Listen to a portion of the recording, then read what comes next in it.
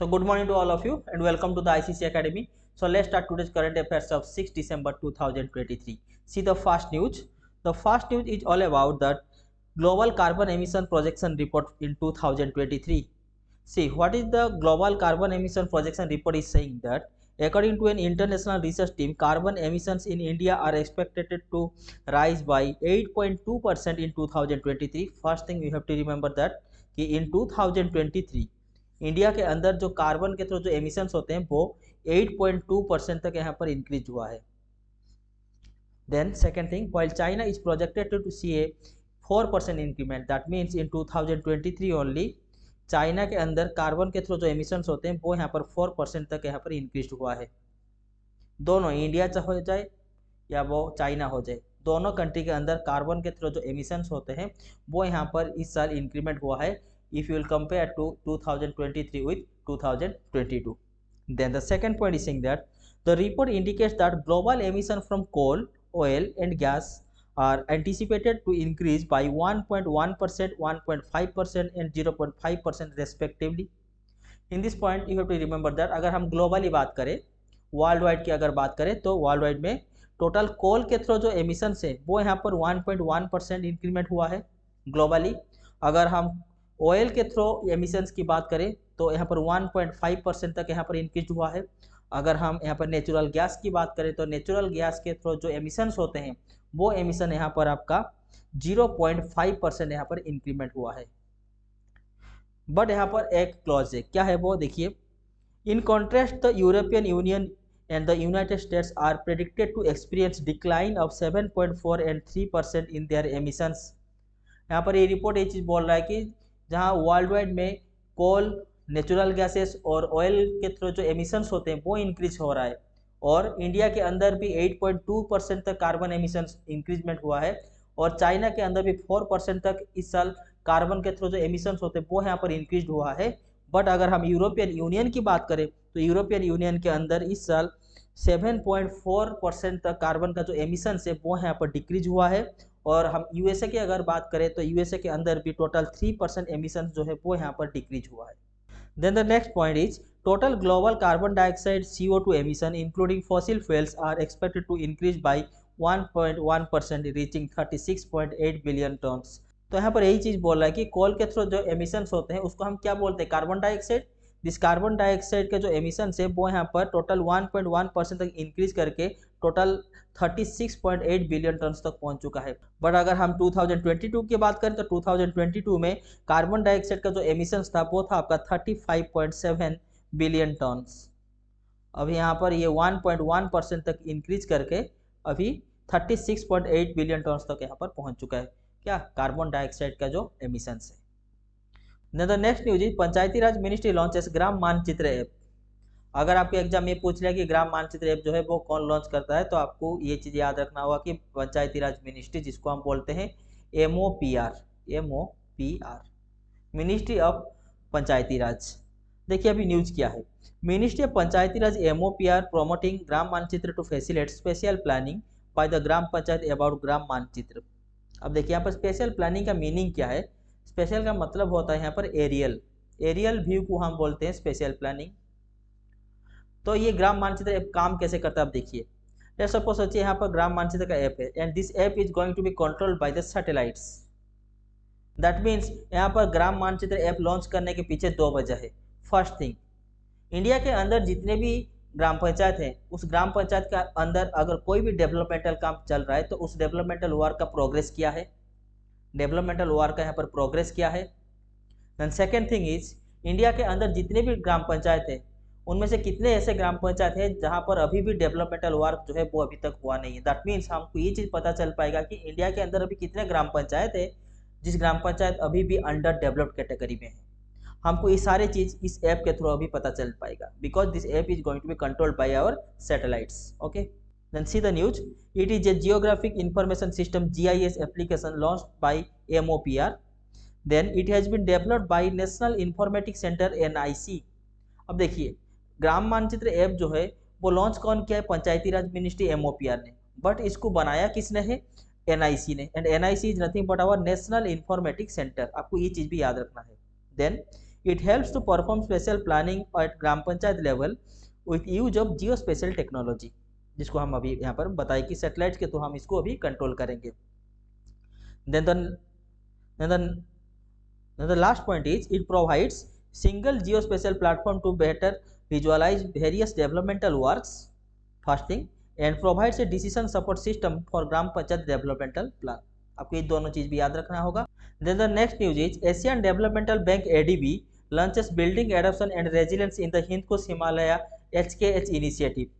यहाँ पर आपको 3-4 चीज याद रखना है। देखिए क्या है, एशियन डेवलपमेंटल बैंक को हम क्या बोलते हैं, एडीबी बैंक बोलते हैं, first thing. Then second thing is Hindu Kush Himalayas का जो रीजन है कहाँ से कहाँ तक है। अब देखिए अफगानिस्तान से लेकर म्यांमार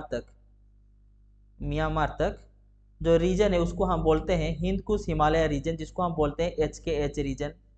अभी एडीबी जो बैंक है, एशियन डेवलपमेंटल बैंक, अफगानिस्तान से लेकर म्यांमार तक जो हिंद कुश हिमालय रीजन है उस रीजन में अपना डेवलपमेंटल वर्क को प्रोग्रेस करने के लिए एक प्लान का लॉन्च किया है, जिसको हम बोलते हैं building adoption and resilience in the HKH initiative. That means ADB bank जो है वो अफगानिस्तान से लेकर म्यांमार तक जो यहाँ पर रीजन है उस रीजन को यहाँ पर डेवलप कराएगा। Third point is Asian developmental bank ADB जो है वो यहाँ पर हिंद कुश हिमालय रीजन को डेवलप करना क्यों चाहता है, उसके पीछे रीजन क्या है। अभी एक रिसेंट रिपोर्ट जो है वो यहाँ पर रिलीज हुआ था, उस रिपोर्ट के अंतर्गत 2100 तक हिंद कुश हिमालय रीजन के अंदर जितने भी यहाँ पर ग्लेशियर है, टोटल 75% ऑफ ग्लेशियर जो है वो यहाँ पर लिक्विड फॉर्म में कन्वर्ट हो जाएंगे।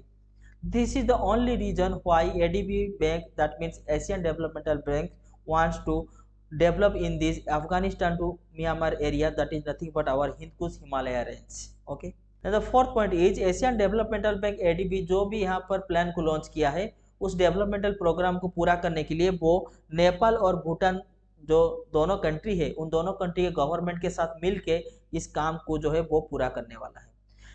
Single handedly Asian development bank ADB जो है वो यहाँ पर काम नहीं करेगा। एशियन डेवलपमेंटल बैंक एडीबी जो है वो यहाँ पर नेपाल और भूटान दोनों कंट्री के गवर्नमेंट के साथ मिलके इस प्रोग्राम को जो है वो यहाँ पर पूरा करने वाला है।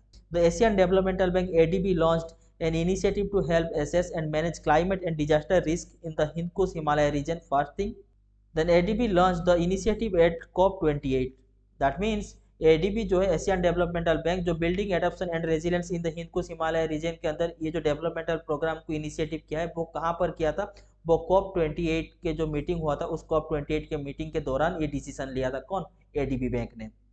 Then the ADB is working in partnership with the government of Nepal and Bhutan, हम अभी तो बोल चुके हैं आपको। Then the Hindu Kush Himalaya region stretch from Afghanistan to Myanmar, आपको ये चीज भी याद रखना होगा कि हिंद कुश हिमालय का रीजन का जो रेंज है वो आपका अफगानिस्तान से लेकर नेपाल तक है, अफगानिस्तान से लेकर म्यांमार तक है। देन द रीजन को lose up to 75% of glacier by the end of the century. अभी यहाँ पर एक रिपोर्ट रिलीज हुआ था जिस रिपोर्ट में बोला जा रहा है कि Hindu Kush Himalaya region, that means HKH के जो रीजन है उस रीजन में 2100 तक 75% तक ग्लेशियर जो है वो यहाँ पर लिक्विड फॉर्म में कन्वर्ट हो सकता है। This is the only reason why ADB, that means Asian developmental bank जो है वो यहाँ पर हिंद कुश हिमालय रीजन के अंदर कुछ डेवलपमेंटल काम यहाँ पर करना चाहता है। ठीक है, इसीलिए वो building adoption and resilience of Hind Kush Himalaya initiative का जो प्रोग्राम है उसको यहाँ पर लॉन्च किया है। Then the next news is Maharashtra government declares Mahaparinirvan Din a public holiday in Mumbai. देखते हैं न्यूज क्या है। Maharashtra government declares Mahaparinirvan Din a public holiday in Mumbai. Then Mahaparinirvan Diwas pays tribute to doctor Baba Saheb Ambedkar on his death anniversary. आपको ये चीज भी याद रखना होगा कि महापरिनिर्वाण दिन जो पब्लिक हॉलिडे यहाँ पर अनाउंसमेंट हुआ है मुंबई के अंदर, वो government institution plus private institution, that means non government institution दोनों के लिए यहाँ पर अप्लाई है। दैट मीन्स मुंबई के अंदर गवर्नमेंट इंस्टीट्यूशन हो जाए चाहे वो प्राइवेट इंस्टीट्यूशन हो जाए, महापरिनिर्वाण का दिन जो होगा उस दिन मुंबई के अंदर सारे इंस्टीट्यूशन यहाँ पर क्लोज रहेंगे। और ये महापरिनिर्वाण दिन जो पब्लिक हॉलिडे हो रहा है वो ट्राइब्यूट किसको दिया जा रहा है, death anniversary of Baba Saheb Ambedkar. Okay, then the next point, this day has been declared as a public holiday in Mumbai and it's ours as per official notification which states that government and non-government institution will remain closed on account of Mahaparinirvan Divas. Okay. Then the next news is government introduces face recognition and Aadhaar identification based eKYC. अभी ये क्यों news में देखिए, The government has introduced face recognition and Aadhaar identification based eKYC of farmers to ensure transparency in the PM किसान Samman Nidhi scheme PM किसान। अब देखिए PM किसान स्कीम के थ्रू जितने भी यहाँ पर फार्मर्स है उन फार्मर्स को पहचानने के लिए पहले उनका आधार आइडेंटिफिकेशन किया जाता था, बट अभी आधार आइडेंटिफिकेशन के साथ उनका फेस रिकॉग्निशन जो है वो भी यहाँ पर किया जाएगा, सो दैट यहाँ पर जितने भी फार्मर्स इस पीएम किसान स्कीम के थ्रू यहाँ पर बेनिफिट्स पाते हैं उनका यहाँ पर ट्रांसपेरेंसी मेंटेन किया जा सके। ओके, तो अभी हम थोड़ा पीएम किसान स्कीम के बारे में जान लेते हैं। देखिए, this PM Kisan scheme an amount of 6,000 rupees transfer annually in 3 equal installments of 2,000 rupees directly into the bank accounts of the farmers. That means एक साल में एक किसान को यहाँ पर 6,000 रुपीज जो है वो यहाँ पर मिलता है और यहाँ पर इसको 3 इंस्टॉलमेंट में उनको मिलता है 2,000 रुपीज करके। ओके, और ये उनके बैंक अकाउंट में डायरेक्ट ट्रांसफर होता है। Then the government of India has disbursed over 2.60 lakh crore rupees to more than 11 crore farmers under PM Kisan scheme. That means अभी तक पीएम किसान स्कीम के थ्रू इंडिया के अंदर 11 करोड़ फार्मर्स ऐसे हैं जो इसका बेनिफिट्स ले चुके हैं और इसके तहत इंडियन गवर्नमेंट जो है वो 2.60 लाख करोड़ रुपीज जो है वो यहाँ पर इन्वेस्टमेंट किया है। Okay, then the next news is UAE Mohammed Al Ramsi appointed chairman of WRC 2023। आपको पहले ये चीज याद रखना होगी WRC 23 क्या है। WRC is nothing but our world radio communication conference.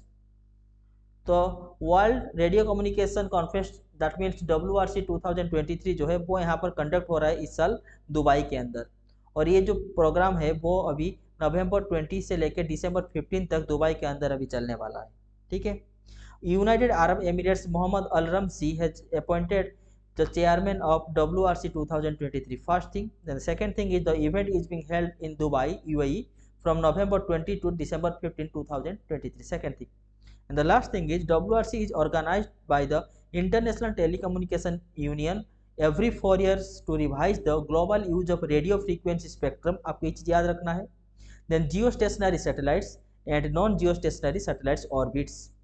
तो लास्ट पॉइंट जो है वहां पे आपको 3 चीज याद रखना है। फर्स्ट थिंग इज WRC जो है वो ITU के अंदर आता है।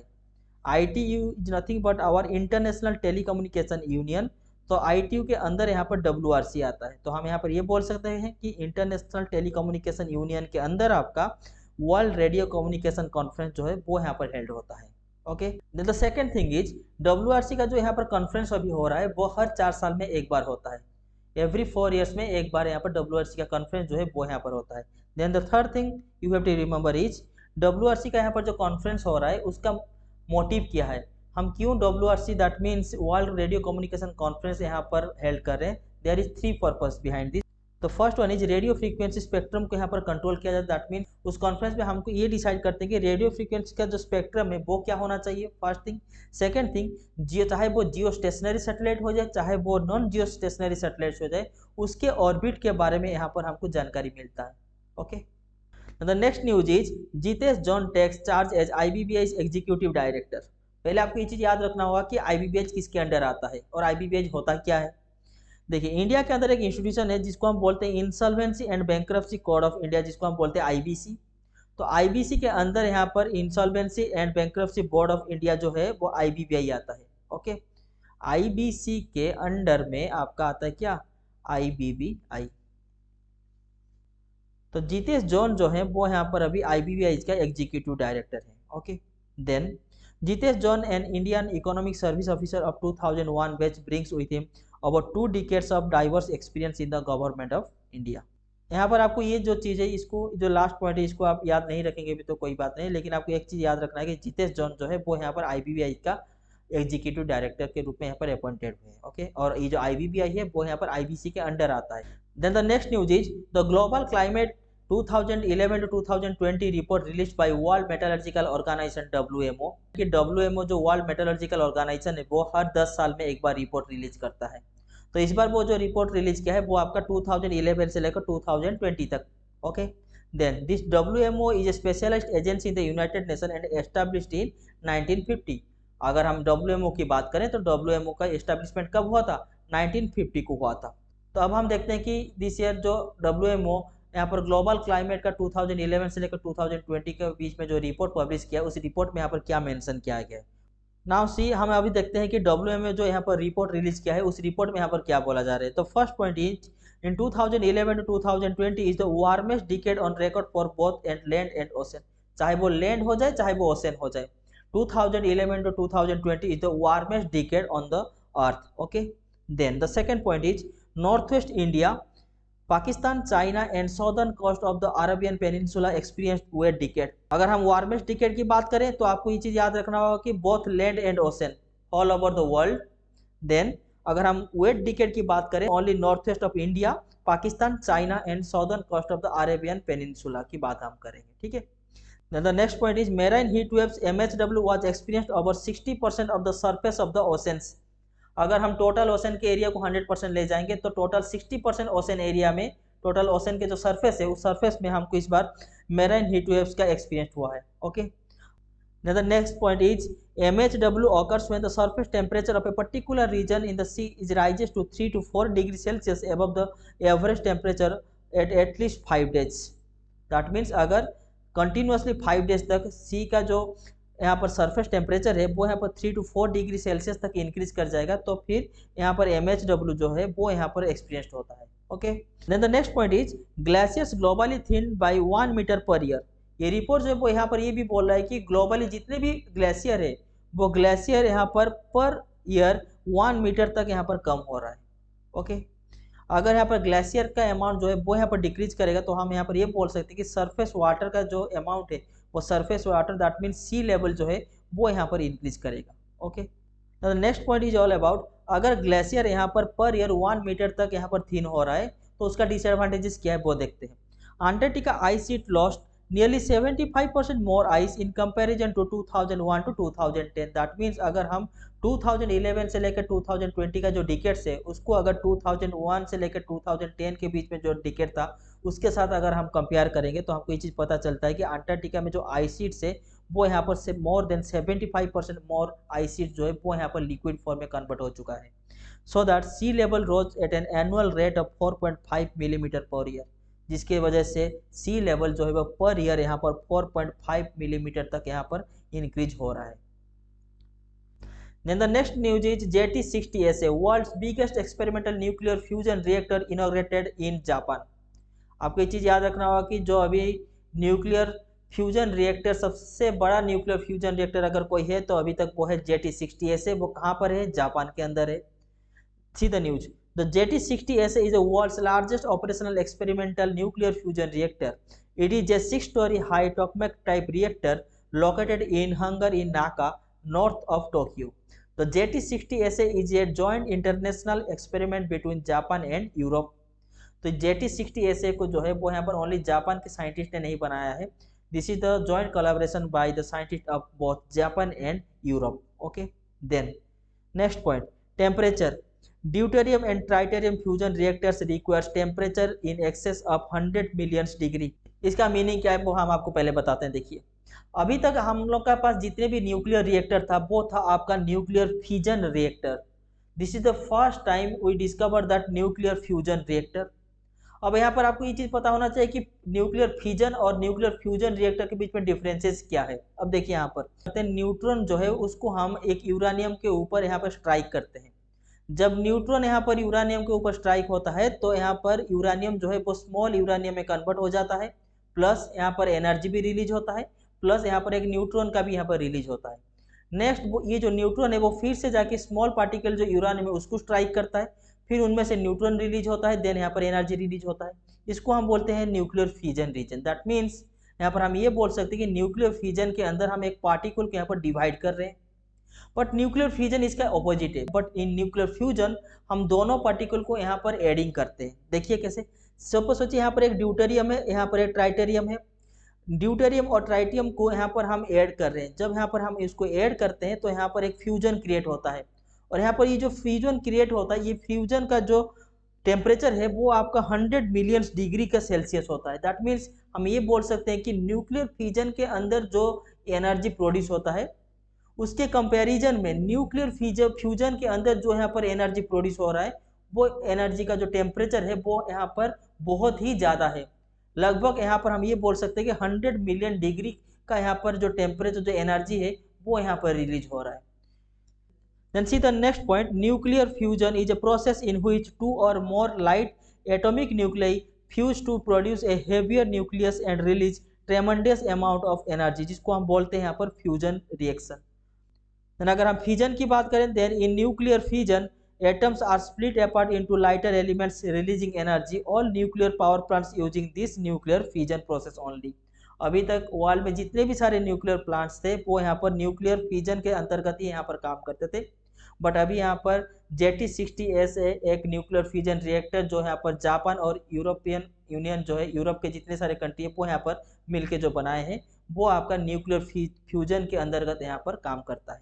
Okay, then the next news is president of Kenya paid state visit to India to boost bilateral relationship. अब यहाँ पर कौन सा MOU जो है वो यहाँ पर साइन होने वाला है वो पहले आप देख लीजिए। फर्स्ट जो MOU साइन होने वाला है वो है आपका it include sports, second one is education, then digital solution, energy and digital public infrastructure and health care. इसके ऊपर यहाँ पर पहले MOU जो है वो यहाँ पर साइन होने वाला है। Then joint vision document was unveiled to scale up maritime engagement in the Indian ocean region IOR।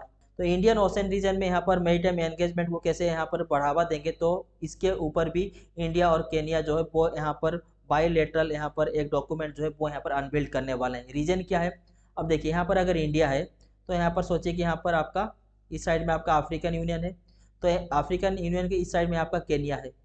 तो यहाँ पर केनिया का जो मैरीटाइम बाउंड्री है वो यहाँ पर इंडिया का जो मैरीटाइम बाउंड्री वो यहाँ पर स्ट्रेटली यहाँ पर ज्वाइंट करते हैं थ्रू इंडियन ओशन। इसीलिए यहाँ पर जो joint vision document was unveiled to scale up maritime engagement in the Indian ocean region, that means in this region. Okay, then the next point is it will help in combating piracy, drug trafficking and terrorism. First thing. Then second thing, India also announced a $250 million line of credit to Kenya for modernization of the agriculture sector. पहले हमको ये चीज़ याद रखना हो कि LOC जो है वो क्या है। LOC that means line of credit. LOC is a soft loan provided at concessional interest rates to developing countries. World में जितने सारे डेवलपिंग कंट्रीज है उस डेवलपिंग कंट्रीज को अगर आप यहाँ पर लोन प्रोवाइड करते हैं तो उस लोन को हम बोलते हैं LOC, that is nothing but our line of credit. And line of credit जो होता है वो एक सॉफ्ट लोन होता है, दैट मीन्स उस लोन में आपका इंटरेस्ट रेट जो होता है वो यहाँ पर बहुत कम होता है। और यहाँ पर हम केनिया को $250 मिलियन जो LOC, दैट मीन्स यहाँ पर जो सॉफ्ट लोन प्रोवाइड किए उसके पीछे वजह क्या है, to increase the agriculture sector in Kenya. Okay, then अगर हम इंडिया और केनिया के बीच में बायलैटरल रिलेशनशिप की बात करें तो हमको ये चीज़ मिलता है कि मैरीटाइम कॉर्पोरेशन में both are the members of Indian ocean rim association IORA, first thing. Then in second point अगर हम दोनों कंट्री के बीच की अगर डायस्पोरा की बात करें तो हमको ये चीज़ मिलता है कि approximately 80,000 peoples of Indian origin are presented in Kenya. Okay, then the next news is Chandrayaan 3 propulsion module. अब यहाँ पर देखिए चंद्रयान 3 का प्रोपल्सन मॉड्यूल जो है वो यहाँ पर अभी न्यूज में क्यों है। ISRO has successfully returned the Chandrayaan 3 propulsion modules from lunar orbit to Earth's orbit. ISRO जो है अपना चंद्रयान 3 का जो यहाँ पर प्रोपल्सन मॉड्यूल था वो यहाँ पर आपका लूनर ऑर्बिट से यहाँ पर अर्थ के जो ऑर्बिट है उस अर्थ के ऑर्बिट में यहाँ पर सक्सेसफुली ट्रांसफर कर लिया है। Then it is a milestone in ISRO's goal to bring back man mission in the future, that means तो अगर यहाँ पर कोई भी स्पेसक्राफ्ट जो है वो यहाँ पर अगर मून पर जाता है तो फिर उसको कुछ दिन के बाद यहाँ पर लूनर ऑर्बिट से यहाँ पर अर्थ के ऑर्बिट में भी आना होगा।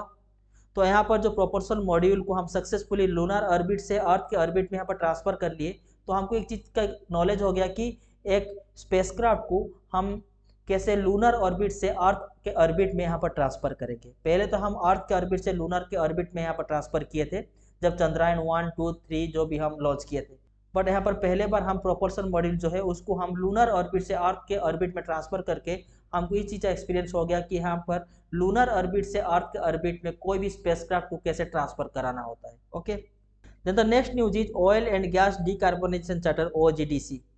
अब हम देखते हैं कि OGDC क्या है। OGDC has been officially launched at COP28 by UAE and Saudi Arab. OGDC जो है वो यहाँ पर लॉन्च हुआ है UAE और सऊदी अरब जो दोनों कंट्री मिल के यहाँ पर OGDC को यहाँ पर लॉन्च किए हैं। कहाँ पर, COP28 का जो मीटिंग चला था उस मीटिंग के दौरान। अब उसका ऑब्जेक्टिव क्या है, दैट मीन्स OGDC का काम क्या है देखिए। It is a global industry charter dedicated to speeding up climate action and achieving high scale impact across oil and gas sector. Then currently 50 companies collectively responsible for over 40% of global oil production have committed to OGDC. अभी तक world में total 40% of global oil production जो यहाँ पर 50 companies कर रहे हैं, वो 50 कंपनीज अभी OGDC के अंदर अभी सिग्नेचर कर चुके हैं। First thing, then it is a key initiative under global decarbonisation accelerator GDA launched at world climate action summit recently. अब देखिए, अभी रिसेंटली वर्ल्ड क्लाइमेट एक्शन जो समिट हुआ था, उस समिट में यहाँ पर GDA जो है वो यहाँ पर लॉन्च हुआ था। GDA का मतलब था ग्लोबल डिकार्बोनाइजेशन एक्सीलरेटर। तो अभी यहाँ पर OGDC जो लॉन्च हुआ है, this OGDC is nothing but the key initiative under this GDA। Okay, GDA is focused on 3 की पिलर्स। अब हम देखते हैं कि GDA का काम क्या था। It includes scaling energy system of tomorrow. यहाँ पर जो फर्स्ट की पिलर है वो यहाँ पर ये बोल रहा है कि वर्ल्ड में जितने भी सारे कंट्री है, वो सारे के सारे कंट्री यहाँ पर अपने एनर्जी सिस्टम जो है, दैट मीन्स अपने कंट्री के अंदर जो एनर्जी प्रोडक्शन है, वो एनर्जी प्रोडक्शन को यहाँ पर इंक्रीज करे कल के लिए। First thing, then the second pillar is decarbonising energy system of today. That means अब अपने कंट्री के अंदर यहाँ पर एनर्जी का जो प्रोडक्शन है वो यहाँ पर तो इंक्रीज जरूर कर रहे हैं, बट इसके साथ आपको एक चीज़ ध्यान भी देना पड़ेगा कि अपने कंट्री के अंदर यहाँ पर एनर्जी जो प्रोडक्शन हो रहा है, उसके लिए आपका जो एनवायरनमेंट है वो यहाँ पर पॉल्यूशन ना हो।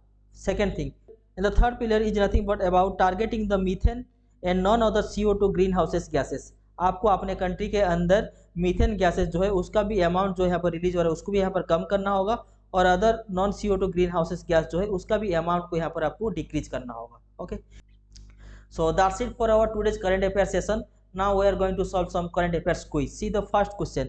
Why did India not sign the Global Renewable Energy Pledge at the COP28 summit recently? That means India यहाँ पर COP28 जो समिट हुआ था, उस COP28 के समिट में अपने जो रिन्यूएबल एनर्जी जो प्लेज यहाँ पर था उसके ऊपर यहाँ पर सिग्नेचर क्यों नहीं किया था? क्योंकि इंडिया को ये चीज़ पता था कि उसके कंट्री अभी डेवलपिंग कंट्री है, और अगर यहाँ पर हम रिन्यूएबल एनर्जी प्लेज के ऊपर सिग्नेचर करेंगे तो हमको यहाँ पर ह्यूज अमाउंट इन्वेस्टमेंट करना पड़ेगा।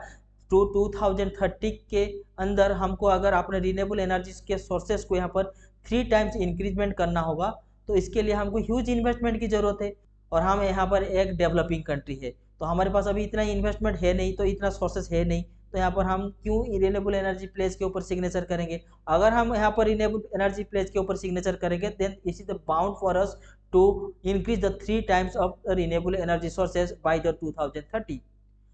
इसीलिए हम यहाँ पर रिन्यूएबल एनर्जी प्लेज के ऊपर यहाँ पर सिग्नेचर नहीं किए हैं। तो यहाँ पर ऑप्शन क्या है? Development concern, lack of resources, political disagreement and technological limitation.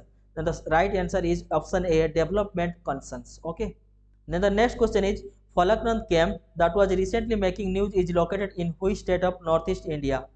The right answer is nothing but our Mizoram. यहाँ पर देखिए, मणिपुर का जो क्राइसिस हो रहा था, उस मणिपुर के क्राइसिस के दौरान मणिपुर जो स्टेट है, उस स्टेट में से कुछ लोग यहाँ पर मिजोरम के अंदर आ गए थे। तो मिजोरम का जो स्टेट गवर्नमेंट है, वो मणिपुर से जो लोग यहाँ पर मिजोरम के अंदर से आए थे उनके लिए एक कैंप बनाया था, जिस कैंप का नाम दिया था फलकनंद कैंप, उनको शेल्टर देने के लिए। तो यहाँ पर द करेक्ट आंसर क्या है? वो आपका option C, Mizoram. The next question is switch and steps instruments are related to which mission of ISRO? The correct answer is Aditya L1। अब देखिए, आदित्य L1 के जो पेलोड है, उस पेलोड में 2 इंस्ट्रूमेंट्स लगाया गया है। अब देखिए यहाँ पर ये जो पेलोड्स होते हैं, उस पेलोड्स में 2 इंस्ट्रूमेंट लगाया गया। तो पहला इंस्ट्रूमेंट्स का नाम है आपका स्विच, एंड दूसरा जो इंस्ट्रूमेंट्स है उसका नाम है आपका स्टेप्स। तो स्विच और स्टेप्स का काम क्या है, तो उसके बारे में पढ़ लेते हैं। स्विच और स्टेप्स जो दोनों इंस्ट्रूमेंट है, वो आदित्य L1 के जो पेलोड है वहाँ पर क्यों अटैच किया गया, उसका रीजन क्या है? उसका रीजन यही है, जब आदित्य L1 जब यहाँ पर अर्थ और सन के बीच में जो L1 पॉइंट है, वो L1 पॉइंट में पहुंचने के बाद सन के अंदर जो प्रोटॉन्स है और सन के अंदर जो हीलियम आयन्स है और सन के अंदर जो सोलर विंड है, उसका बिहेवियर और उसका फ्लक्चुएशन जो है वो उसको डिटेक्ट करेगा और उसके ऊपर वहाँ पर एग्जामिन करेगा। उसको एग्जामिन करने के लिए किसको एग्जामिन करेगा? First thing protons, then heliums, then solar के अंदर उस सोलर विंड को एग्जामिन करने के लिए जो आदित्य L1 जो क्राफ्ट है, उस क्राफ्ट के जो पेलोड है, उस पेलोड में स्विच और स्टेप्स जो है दोनों इंस्ट्रूमेंट को यहाँ पर फिट किया गया है। Okay, the next question is Lula da Silva who is seeking OPEC plus membership for his country is the president of in which country? Option A is Argentina, Brazil, New Zealand and Sri Lanka. The right answer is nothing but our Brazil. Okay, अगर आपको OPEC के बारे में जानना है तो यहाँ पर आप देख लीजिए, the organisation of the petroleum export countries OPEC is an intergovernmental organisation that was founded in Baghdad in 1960। Baghdad कहाँ पर आता है? इराक के अंदर आता है। The founding members were Iran, Iraq, Kuwait, Saudi Arab and Venezuela. The headquarters of OPEC is in Vienna. Okay, आपको ये चीज़ भी याद रखना होगा कि ओपेक का जो हेडक्वार्टर है वो आपका कहाँ पर है, वियना के अंदर है।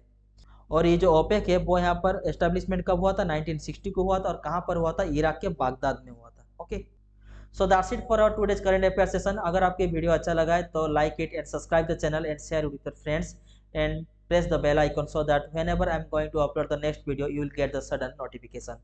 तो मिलते हैं इन द नेक्स्ट मॉर्निंग, तब तक के लिए थैंक यू।